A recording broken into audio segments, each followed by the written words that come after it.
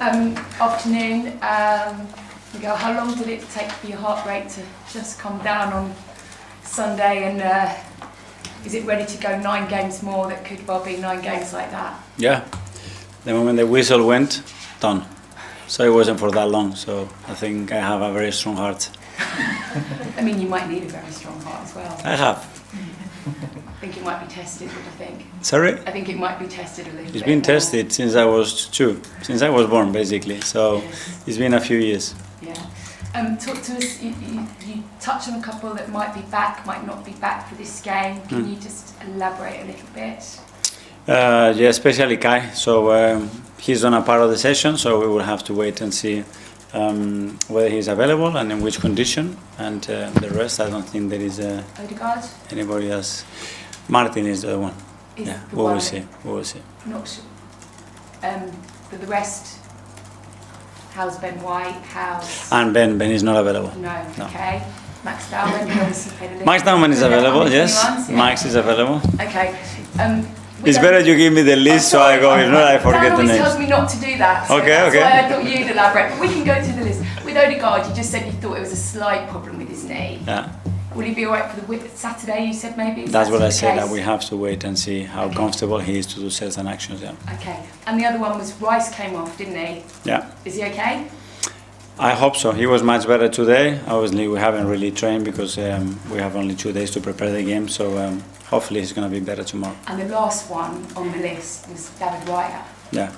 Is he okay? Because David you weren't is- sure where you at the end of the game. then. David is good, yeah. Good to go. A lot of people, Mikel, have picked up on the fact that you have scored corners again. A lot of people are saying that it's not the football that they want to watch. A lot of people have said you're stretching tactics, particularly the man you're playing against tomorrow night.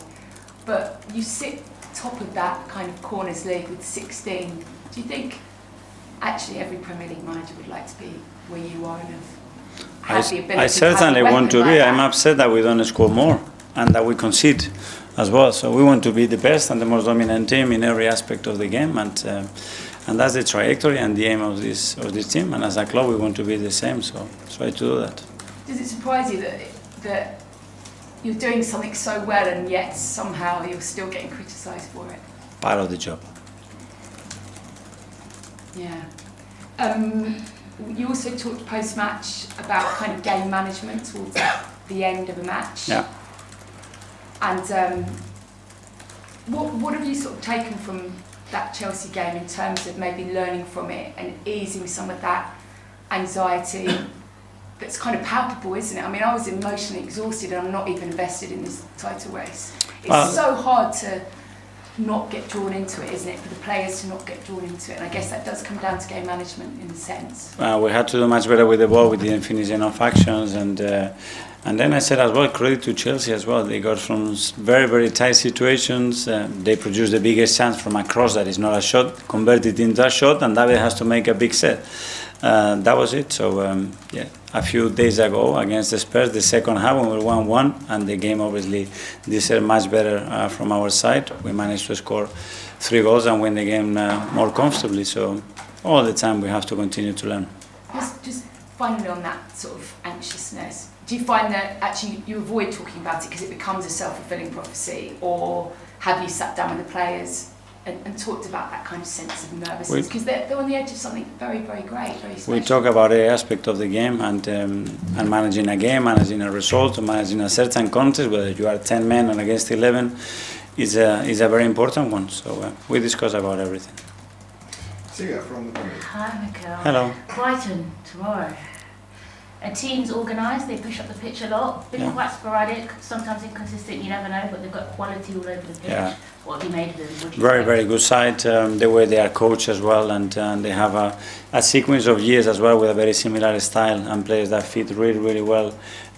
What they want to do, they really believe in what they do. So yeah, always a very tough opponent. You spoke about Eze knowing what he needs to succeed. We've seen him be amazing centrally, we've seen his strengths and weaknesses. Also, we've seen him perform on the left. Yep. I just wanted to get your opinion on what you think he can offer on the wing on the left, a little bit differently maybe from a Trossard or anyone you play there. Yeah, depending the position, especially, and the relationship that he's got around, because he's a player that needs a lot of movement around him to activate those spaces, to create a space for himself and for him in order to be efficient in those spaces. But it's certainly an option that we have as a team. And I know previously I asked you about the conceding at the end of games, just closing games out. Do you think it's as simple as when you don't have an Odegaard or Marino controlling and supporting that physicality, or it's we're tired, there's 9 games left, what's going to happen? There are a lot of factors to that. As I said, some of them are related to us and us being more clear and more willing to do certain things, and then as well the opponent that he does well and it puts you in the back foot. Ian, TalkSport. Hi Mikel, how Hi are you? Ian, good, thank you. I asked you earlier in the season about set pieces when you were starting to score quite a few goals from them. You said you've been planning it for 5 years. You did say that. So, just confirming it. I'm paying a lot of attention to your question. Yeah. So, I mean, isn't it the fact that others are just trying to play catch up with you, and maybe now they're mentioning it more because they're trying to play catch up with you, and you perfected this? I don't know. I mean, you as an opponent or whatever, you get upset when you concede a goal. I was really upset the way we conceded a goal against Chelsea, and Chelsea, look, the quality that they have, the amount of set piece they score. Manchester United is doing so well. The same, I was at Man City, used to work a lot on them. So it's something. And there are phases and there are moments when team has an opportunity to do certain things. And the game is evolving and the game is becoming more and more difficult. Before, when you used to do a game plan and you just invert a fullback or bring an extra player in midfield or a false 9, opponent, c'est fini. Big overload, 4v3 inside, 2v1 inside, time on the ball. So dominant, 78% of possession, the other opponent, 2 counter-attacks, set pieces, the game is done. Now, teams are adapting. Teams know after every sequence of play, whether it's a throw in, a restart of play, an open pace situation, after direct play, exactly what they have to do. And everything is almost man-to-man. So it's going to be a different game unless we change the rules, because the evolution of the game is that. And Liam, I asked Liam Rossini the same question yesterday about set pieces, and he says Chelsea fans didn't care at the Emirates how the goal went in, as long as they scored a goal. And I guess Arsenal fans between now and the end of the season don't care if every goal you score is from a corner, as long as you win games. We're talking about winning football here, aren't we? We're not talking about necessarily entertaining, it's all about winning. I don't know how you celebrate one goal different to another one. Maybe for YouTube it's nicer one or another, I don't know. But the reality of football depends a lot. I would like to play with 3 players extra in my own half to get some beautiful football and play always against the free man. This is not reality of football. You want to watch that football, you have to go to a different country, because in the Premier League for the last 2 seasons or 3 seasons, this is not the case. So finally, how much has it changed since you played? Because you were a silky... 4 years ago, it's a different game. 3-4 years, completely different game. So could you play in this current era? Me? Yeah. But as a 9, only as a 9. So watch how Victor Jokeris, huh? Watch how Victor Jokeris. Hi, Mikel.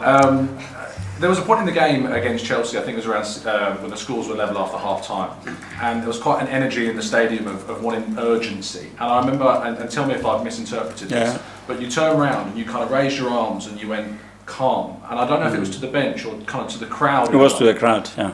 Can you talk me through that moment? Because there's this interpretation that we want energy from fans, but at the same time, it's hard to understand the moments where you need calmness and times where you need energy. Yeah. That's a really good point. I mean, I think when you have the ball, you need to be able to make those decisions. If I'm shouting to the players when they have the ball, pass to him, you are not making decisions. You're just being told what to do, and what you see maybe and what you feel is very different. I mean, if we've done 3 transitions and my heart rate is 180, the game is requiring to slow down and to control the game and to dominate it. If there's an opportunity to run because I'm fresh after a set piece that I had a minute to rest, that's a different opportunity to run. So it's a lot of factors, and the players have to make those decisions. I mean, the crowd normally shoots in this country. Shoot from 40 yards as well. We can shoot all the time. Why are you doing shooting from there? So I think we'll have a split stadium. So it's natural that they are pushing, but we need to understand as well that certain moments we have to take our time. to start the attacks in the right way. Is control and dominance like the biggest priority in a way now in a team to get the most out of games? Is if you can get control and you can get dominance, you have the best chance of winning every game. Yeah, but especially in which areas we want to be dominant and we want to control the games and what sequences of play we want really that are more favourable for us. That's the objective. Matt from the Standard. Can I ask you about Martin Zubimendi? He's obviously played more than any other outfield player, maybe a bit unusual for a player in a new league and new club. What have you, I guess, seen in him that's maybe convinced he's ready to play that much football in his first season? Well, different circumstances, obviously the amount of games and competitions that we are involved in, certain injuries as well, and the fact that obviously he's doing so well, and for our first year I think he's having a great season. Do you have any concerns, obviously his first time not having a winter break, are there any concerns that could start catching up with him? Do you sort of have to manage his training or workload more carefully? We have to do that now. I think we are late. We've been doing that for the whole season. It's an unprecedented season for us. We never played that many games ever in our history. And on top of that, those guys, after they're going to go with the national teams in March. And on top of that, we have a World Cup. So for sure, there is something that we keep an eye. But they're going to break every record that they had in the past, whether it is in one season, in two or in three, because the amount of games that they have is inevitable. James, Athletic. Hi, Mikel. Hi. Just wanted to ask about actually Martin and Declan in midfield. It feels like they've struck up a really natural chemistry and it's really developing as a partnership. Do you think of them now in your mind as a pair, as a two? Yes, I do. I mean, we always talk about these kind of relationships and chemistry, and there is one, and there is very strong off the field as well. That makes it what happens on the field, I think, very, very special. And when you've got two players like that who are so consistent, the level of performance is so good, obviously the physical demands in that position are massive, and you must think about, can I give them a rest? When do I give them a rest? Is that difficult to do when they're so valuable to you on the pitch? Yeah, it's always like this with any player. You have to understand which games are more fitted for them and to other players as well, and that's what we have to do, and then understand how they are feeling, because there are moments when you feel that is the right moment to go, and others when you say, I'm in a great moment, I want to continue to play. Harry BBC. Hi, Mikel. Hi. This has the potential, obviously, to be an amazing season for Arsenal. The team's established. You've been building it over a number of years. You've shown tactical flexibility. Do you think the biggest challenge between now and the end is managing the emotion that everybody keeps talking about around the club as you try and achieve all those amazing things? Yeah, I mean, and those emotions are going to be different now, but we have managed a lot of emotions the last 8 months, and the deal from here to the end is going to have to do a lot of things that are nothing to do with emotion as well, to continue to be here and to hope to win what we want to win. And you talked about how the game's changed and adjusted, and there's obviously some trends in Premier League football now that maybe weren't there a few years ago. Do you think data's played a massive part in this, and how much of a role does data play in tactical approaches and game plans nowadays? Well, data, the education that we all have, I think the influence of a lot of countries within the league, and then, what we learn from other teams, from other leagues, from other managers, that everybody is implementing it in the system. So it's a very rich system in the Premier League. We all learn from each other, and the game becomes more and more complicated. And if not, we have to do something. We have to agree. There are certain ways that we cannot play football. You cannot go man-to-man. We're going to see tomorrow it will be a different league, believe me. So that's choices that we have to make. But if everybody wants to be more competitive because it's more efficient and this and that, then we have to accept that it's going to be a change.